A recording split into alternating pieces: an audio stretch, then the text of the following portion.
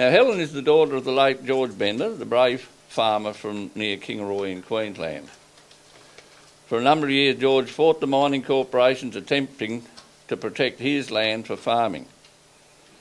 When the mining for gas went ahead with fracking, George discovered his underground water was no longer usable for stock or irrigation.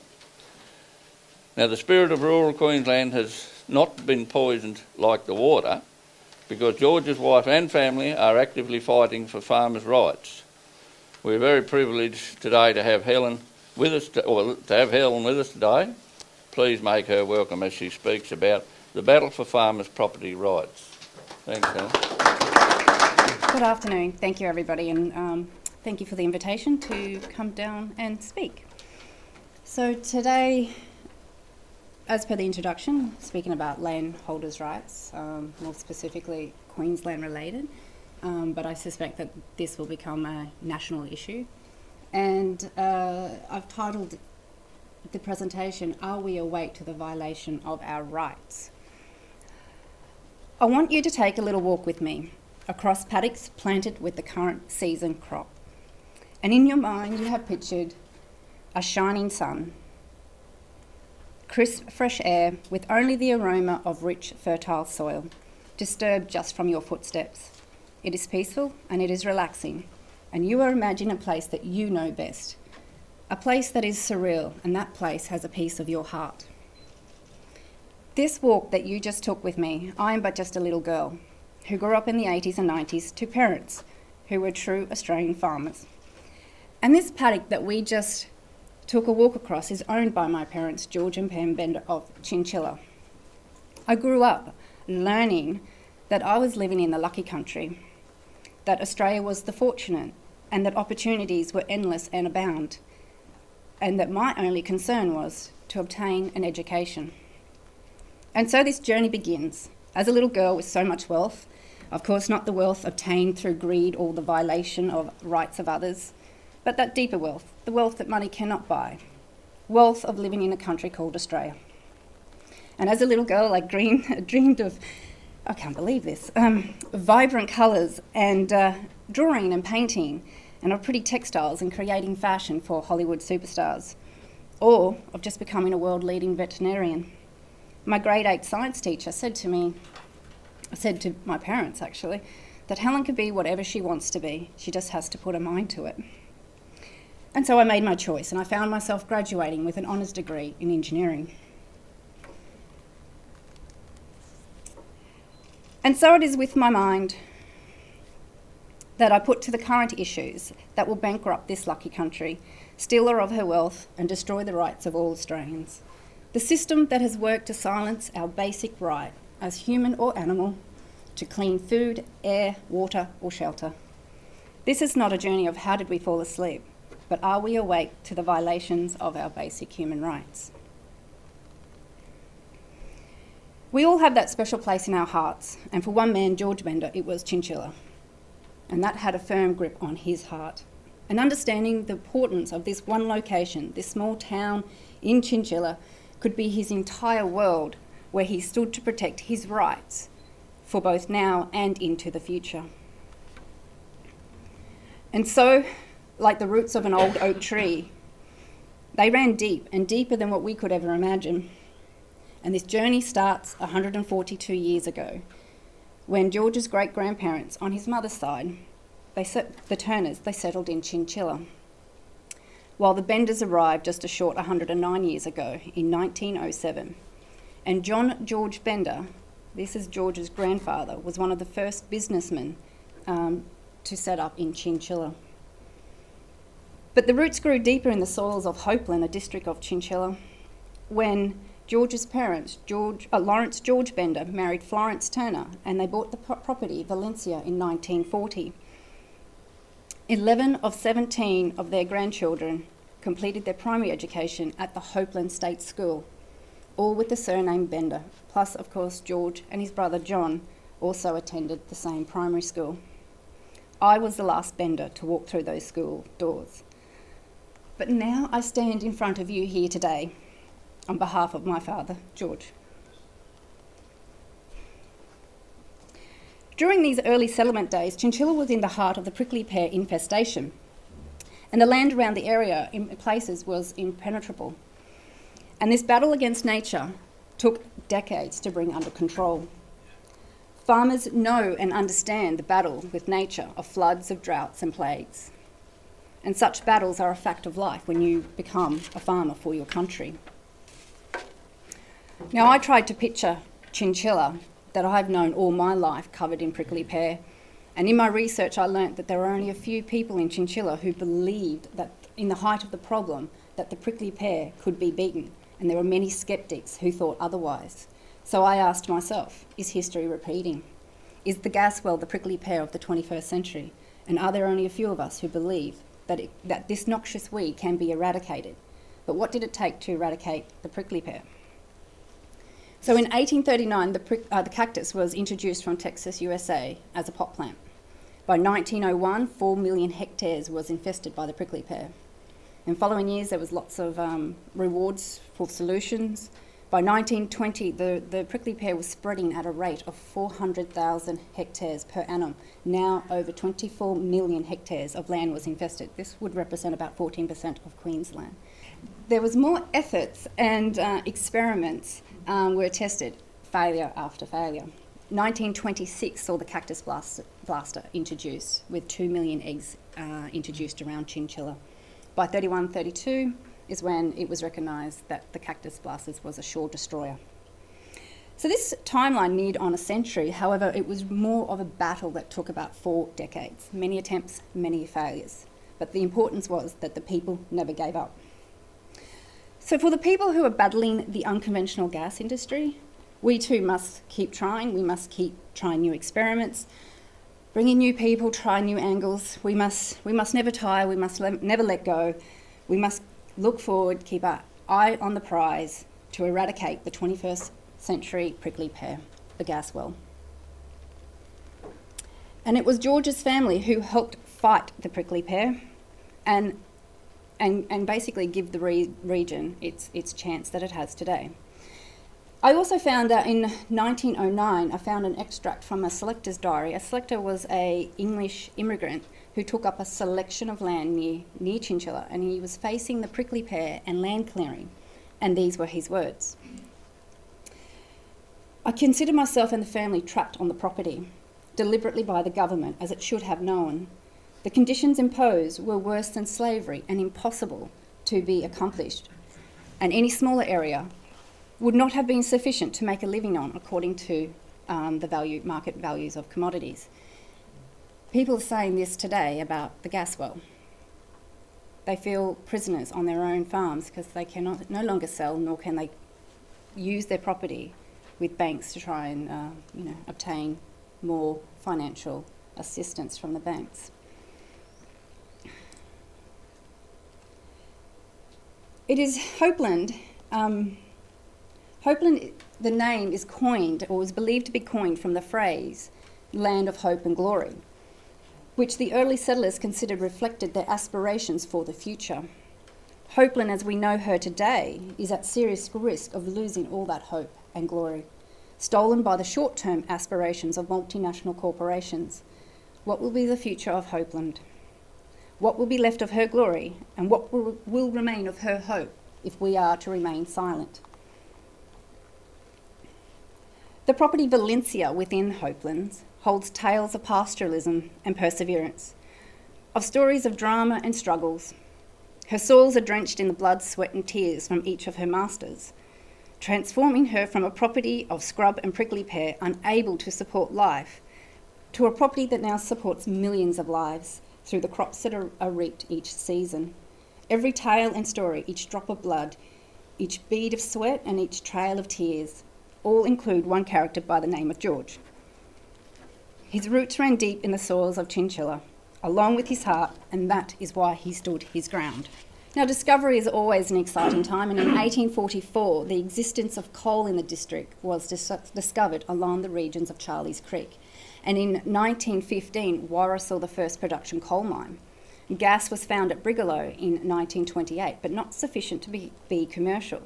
But it wasn't gas that they were looking for, it was the oil, the black gold. And many companies over the the period, searched the district for this black gold. So the discovery of gas was found as farmers commenced drilling for water in other areas around Chinchilla, Brigalow and Warra.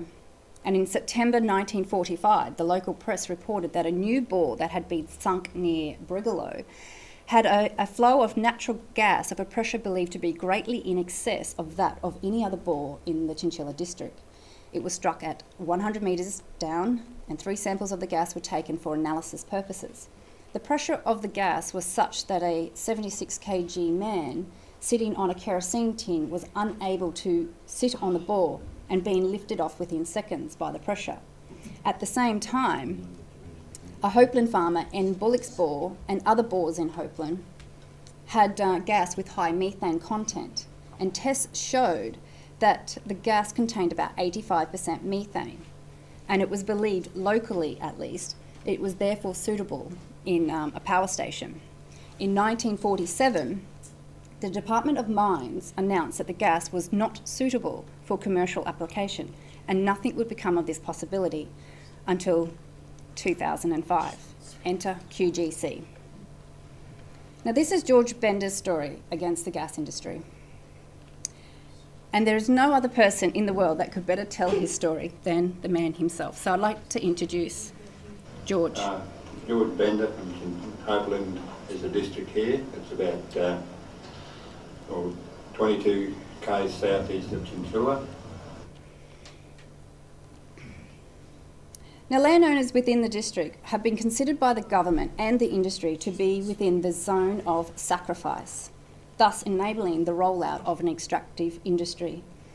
In 2005, the district of Chinchilla was covered in a veil of silence as the unconventional gas industry creeped into town, and with it, every basic right was sacrificed. Now, basic rights belong to everyone, either human rights or the simplest of landowner rights, and of course the imperative environmental rights.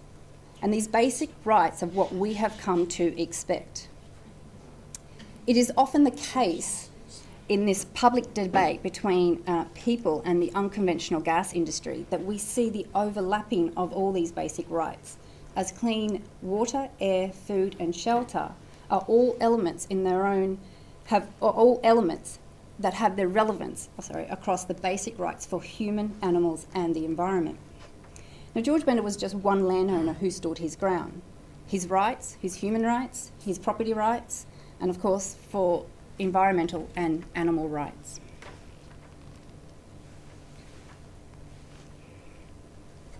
Now, the list of real impacts due to coal seam gas is extensive, and in combination it has the potential to change our way of life. And for some of us within this zone of sacrifice, life will never be the same again. We already can see the permanent damage that this has already done. They don't really care how they treat you, really, as long as they, there's like one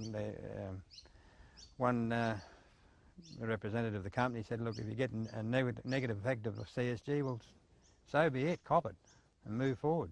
So for a landowner such as George, the battle with the gas company starts at the property boundary and their property rights, and the conflict between what is imposed by legislation and what is a landowner's right under common law. Now, the right that is essentially accepted under common law is that a landowner has the absolute right to determine who enters their land and who remains on their land. And in doing so, the landowner essentially enjoys the right to exclude any person from entering their land. The power a landowner holds has been established in the case of Plenty versus Dillon, where in law it has been confirmed that a landholder has the right to exclude others from entering their land as a trespasser. And of course, this is just what we know as the trespass law. A landowner's right to control who enters their land and who has been altered in the statute in all jurisdictions in Australia, granting the Crown the right to reserve ownership and control over petroleum and minerals.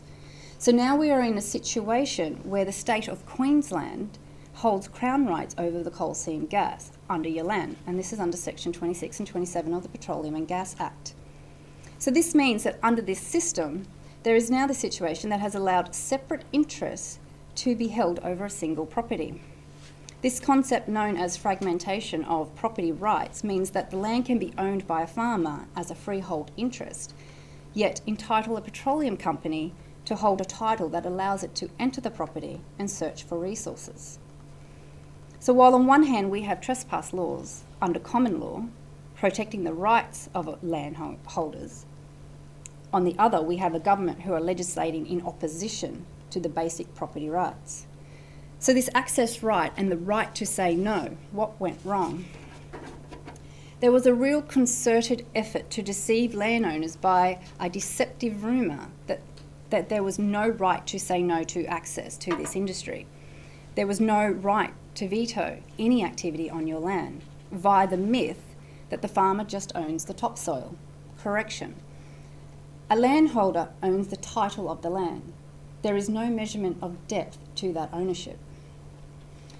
So this simple right to say no by a landholder requires serious amendments to be made to our current government policies and regulations that impact and affect access to private land.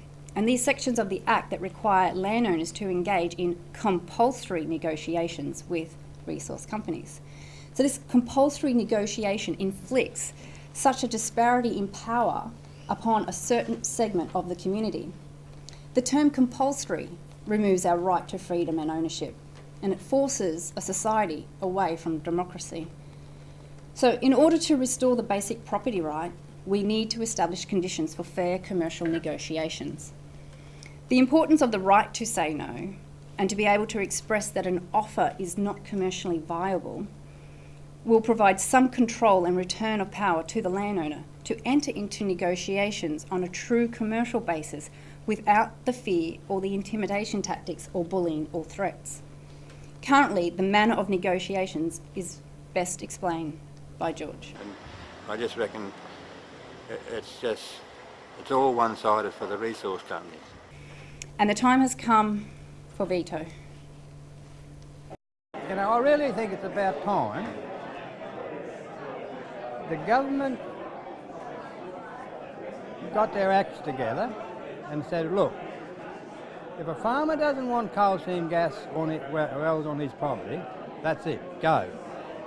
There have been years of pressure applied to the governments for this change, as the current laws are failing to prevent resource companies from walking over the top of farmers. And as I stand here today, we are still in that same battle with the government.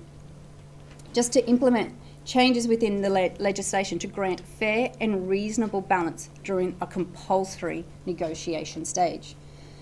But the right to access is only the start. It really does seem as if the government does not care about farmers' interests.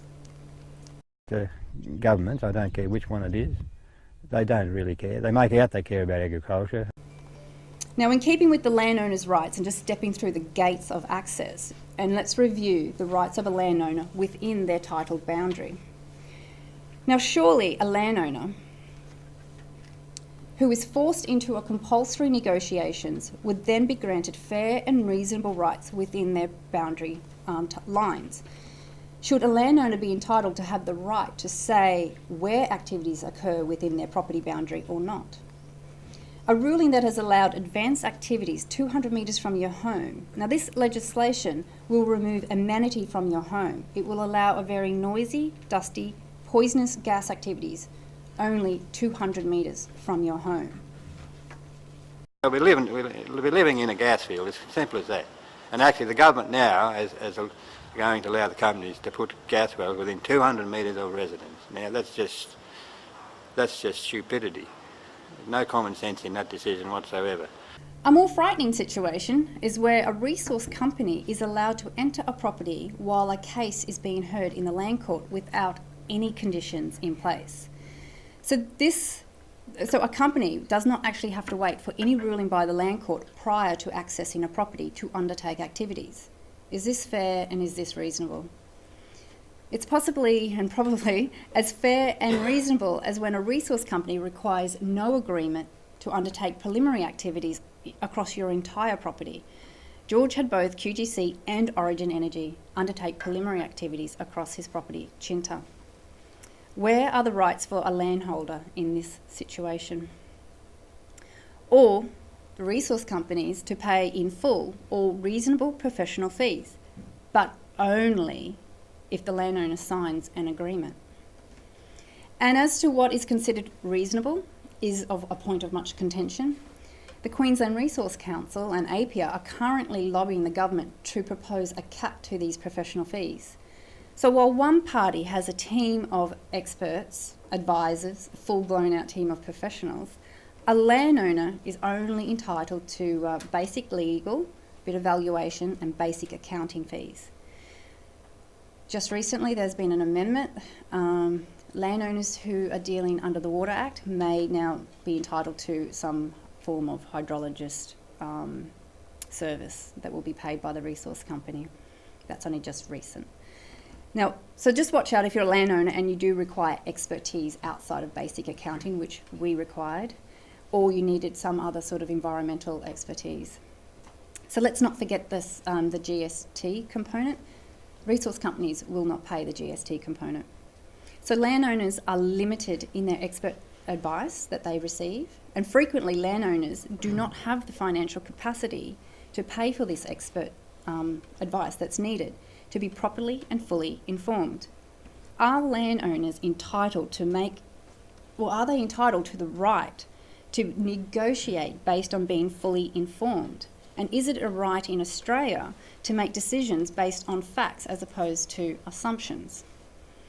And it is also important to remember that this signed agreement goes onto the title deed, and this therefore binds all successors to that agreement. So it is a very important agreement and is done under circumstances of a lack of choice and a lack of control. No choice, no control. Is that not the same as having no rights? There is no protection in legislation or a requirement by regulation for compensation for the devaluation of property.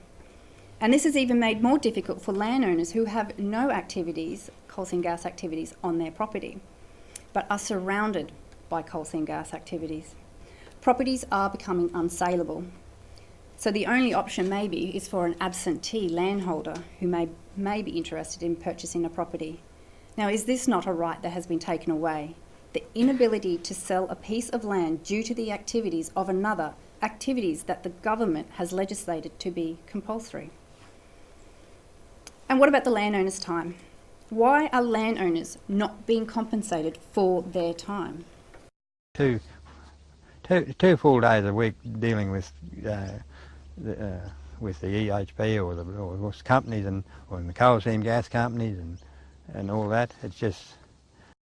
So one party is not paid for their time, leaving the door wide open for the industry to waste time and to deal unfairly.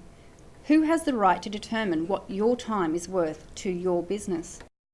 Like this paddock we're looking behind here, in an Arrow tenement, this paddock here could have wells every 750 metres with roads and all interconnecting the wells, and that would just absolutely make you just couldn't farm here.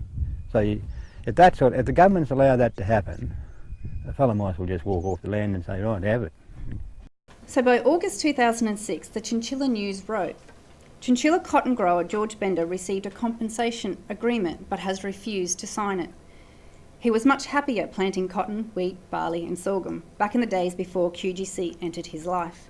Furthermore, property owners have either given up the fight or, like Mr. Bender, decided they have nothing to lose by taking on QGC. And the Chinchilla News was right. So many landowners signed, so many sold up, and some didn't even start the fight against this industry. And George was reported as saying, a couple of times I said I was going to give up, but then I said, no, I'm not. So 1 year on, George is now describing the industry as an unscrupulous and environmentally damaging gas extraction process. And the sheer size of these LNG projects, Blind Freddy can see that these projects will have a massive environmental impact, and the realisation that the government chose to proceed without knowing what those impacts were, or even could be, nor did they even try to understand them. This is distressing enough, and it puts into question now the both human and environmental rights surrounding this industry. This bore here that I'm standing next to is in the immediate affected area. Kinder will earn coal measures. and it's prediction to have a drawdown of about 95 metres in the immediate term. So that means that this bore here will have no water in it within 2 years' time, and the companies have got to make good. They've got to find you an alternative water supply, or they've got to do something. So there's 85 bores that are in this immediate affected area, in the balloon coal measures, that are going to be have no water within 2 to 3 years. Then after that, in the long term, as the industry ramps up and they get more and more wells down, there's another 520, over 500 bores in that long-term affected area that won't have any water either. So as far as the underground water goes, people relying on water from the balloon coal measures, they're going to be without water. Now, as more people gained more knowledge, the concerns were shifted towards the impact to the underground water. And in 2010, the industry made numerous claims that the coal seam gas industry do not take water from the Great Artesian Basin. However, that the coal seam gas water is extracted directly from the Walloon coal measures, which the industry were claiming was not part of the Great Artesian Basin. However, the Walloon coal measure had already been identified by the Queensland Government Water Resource Operations Plan as an aquifer of the Great Artesian Basin in February 2007, 3 years before. Anyway, the Queensland Resource Council then tells the Queensland Country Life that the coal seam gas companies were careful not to take the Great Artesian Basin water. Now, how did the Queensland Resource Council come to this conclusion? They simply twisted around the words. They said the Great Artesian Basin is not a coal seam, so coal seam gas companies will not be seeking to draw down water from the Great Artesian Basin. Now, the impacts to groundwater are being completely ignored, and the coal seam gas companies are using a legislative loophole to avoid reporting on the impacts to the groundwater levels. The government moves in to set trigger thresholds, but what this simply means is that the industry can still take as much water as they want. They just provided amendments to the Water Act, and the government start to fund a research into groundwater impacts. Now, it was the water that kept George Bender in this battle, and as farmers across the state started to have bore issues, the industry used every excuse to point the blame somewhere else.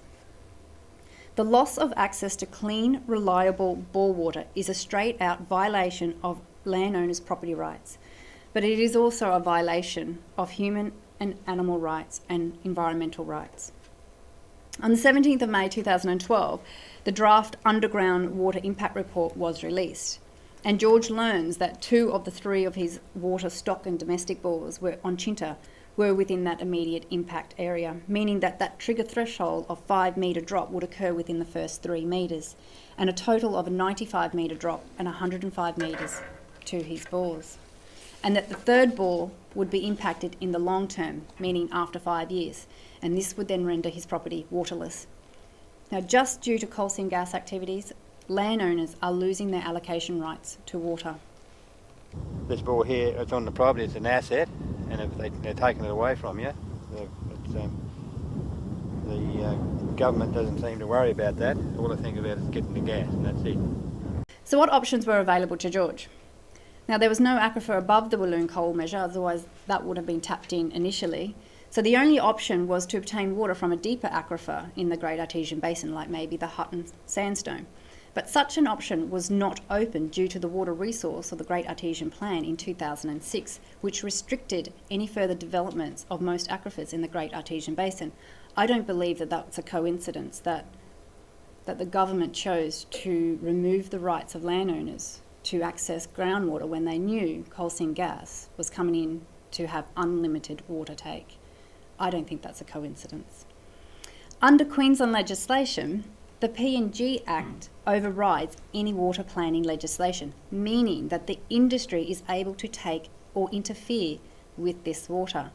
You would surely think that the Petroleum and Gas Act and the Water Act and any water planning were meant to work together as opposed to being in opposition. So the underground water issue is a true failure on the Queensland Government, and it should have known all of these facts about the industry prior to its approval. All the modelling of the impacts prior to it commencing. They should have established a network of groundwater monitoring stations as a condition of approval before production commenced. And it should have been proactive and smart. But no, the Queensland Government operate under a adaptive management framework, which means they respond after they see the problem. Now, the ability of resource companies to have an unlimited water take comes at the expense of all other water users. The industry is bragging about the jobs and the royalties, and the government is on a high, but it should not have been at the expense of existing landowners who are entitled to a permanent water supply. Can a replacement supply ever be provided again? Who would know? So George is now in negotiations with Origin Energy for a make good agreement for the loss of his water bores, the battle that took the ultimate toll on one man. And the government let them get away with this sort of thing. The Act says they must have completed the make good agreement 100 days after the report was done, but the companies just keep going back to the government to get extensions. Now, I'd like to be playing this game by the same rules, because if a landholder, when we get to CCA agreements, if the landholder has got 40 days to agree, and if he doesn't agree to that, he doesn't get no extension to keep it negotiating. You've got to agree to their terms or else. Or else. So briefly, if a water bore is affected by the activities of coal seam gas, the tenure holder is required to enter into that make good agreement with the owner of that bore. There is that designated time frame for this negotiation to occur. However, resource companies, they request from the government and are granted all these extensions of time. So these extensions are given without any reference or any notification to the landholder. Now, this is exactly what happened to George. That 100 business days became 555 business days. In addition, if a landowner had a bore and it was able to be expanded and was relying on that expansion for the business, that is, increasing the feedlot or just wanting to put more cattle on the property, the make good agreement will only be limited to the existing use, not the future use. Now, is that not a right of a landowner that has been taken away? So eventually the impacts of the gas activities will determine the fate of the future generations to access underground water. And as farmers are called upon to increase their production, the coal seam gas industry will either lock producers into their present production rates or most likely, at best, decrease their production.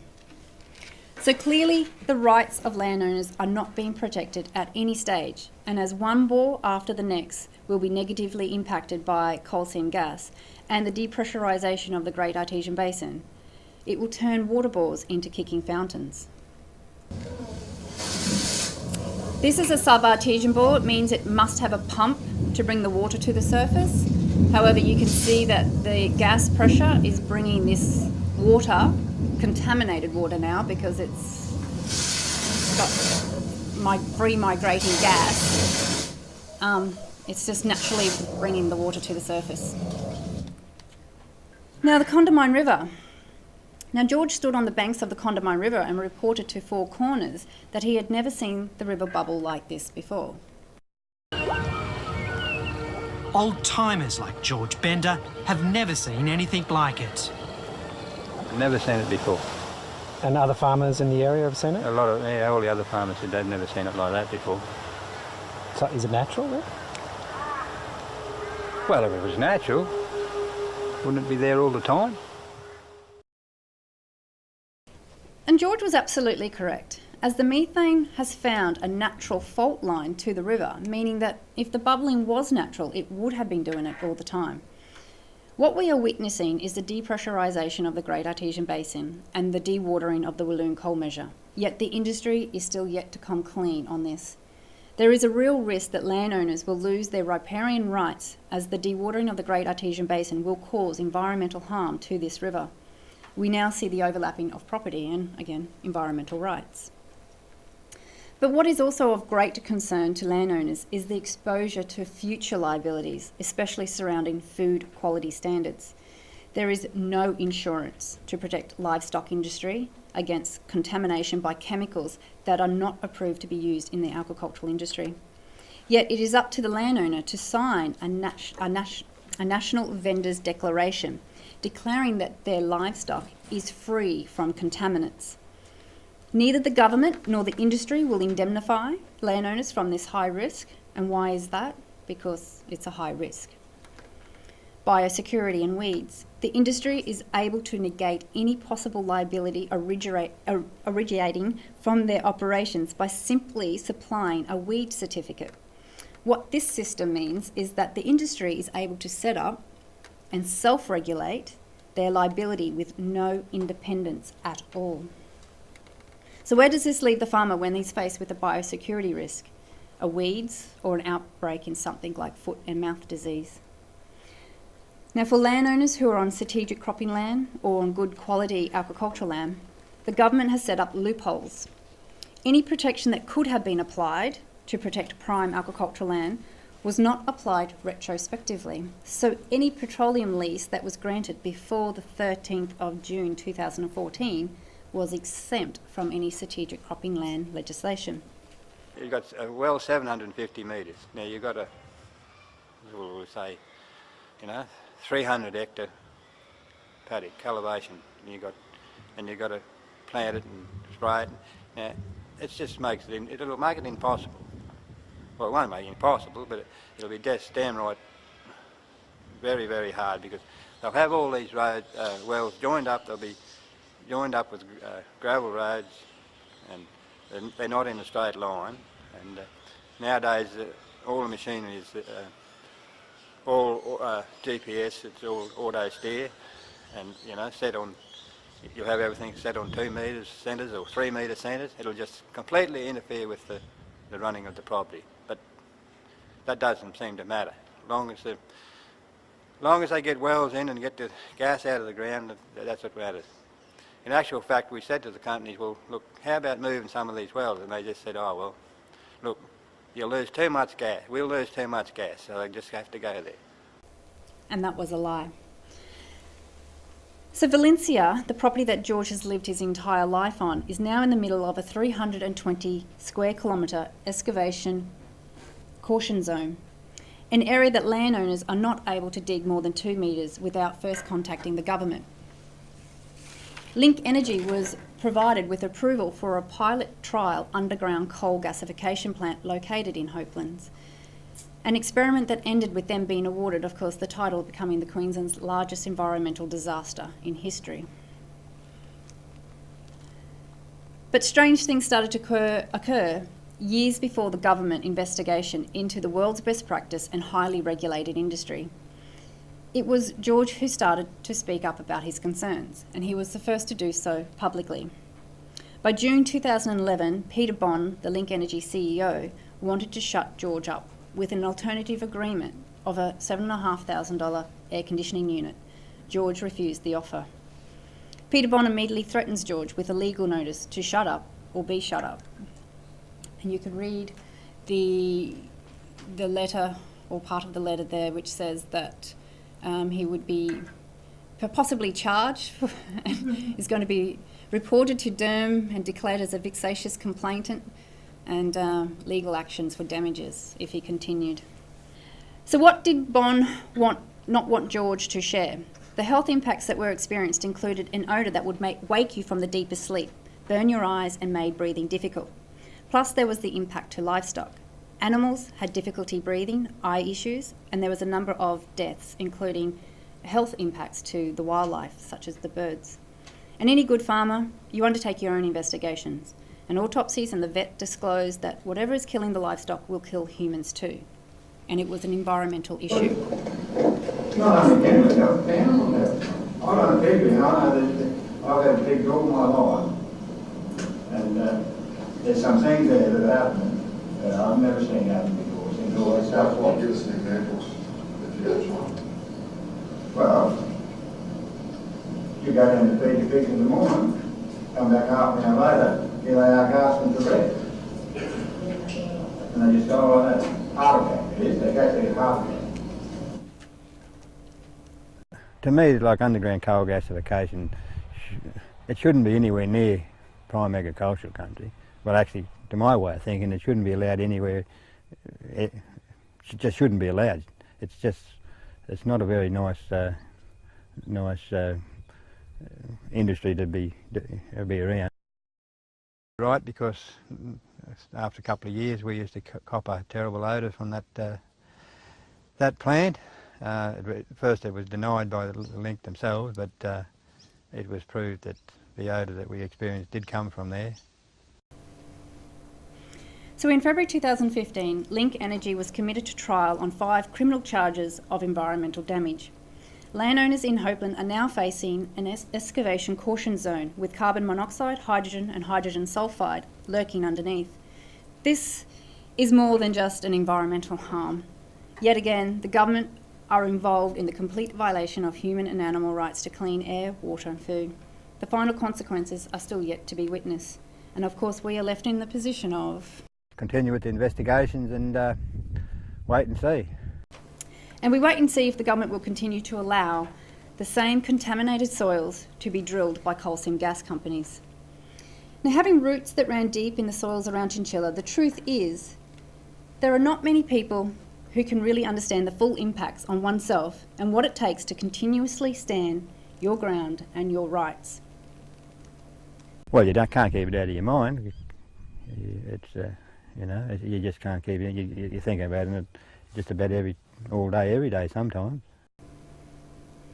And for one man, upon receiving a letter from Origin Energy, giving him only 30 days to sell the property to their terms and conditions, with the alternative being threatened to court and forced into a conduct and compensation agreement, whereby after 20 business days of negotiation period, either party can apply to Land Court. And as we have learnt earlier, that once in Land Court, all control over access is lost to the landowner. Now, this is the sort of bullying tactics that are used against landowners who are standing by their rights. And it is especially important that people who are supporting any landowner in similar battles to understand the difference between mental illness and psychiatric injury. The symptoms are very different, but the outcome can be exactly the same. And to conclude, this is what George has to say about the coal seam gas companies. We've got a saying out here now that we call them liars, cheats and thieves. I like to add murderers.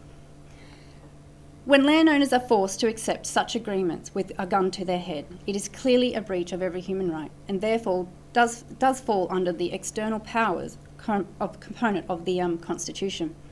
Articles 10 and 12 of the International Declaration on Human Rights are also relevant. Everyone is entitled to full equality to a fair and public hearing by an independent and impartial tribunal, and no one shall be subject to arbitrary interference with their privacy, family, home or correspondence. You might sometimes say, oh, let's go. But where would you go to find a better country? Probably you just wouldn't do it. And where would you go to find better country? And as a little girl, I grew up learning from this man that I was in the lucky country. And as his forefathers fought for this land, and as did George, then so must I, and so must you. His death is a symbol of the denial of justice and the violation of every basic right for landowners, humans, animals, or the environment. We must continue to stay awake to such violations of our rights, and remember that there are skeptics in everyone, just so long as they're not in you. Thank you.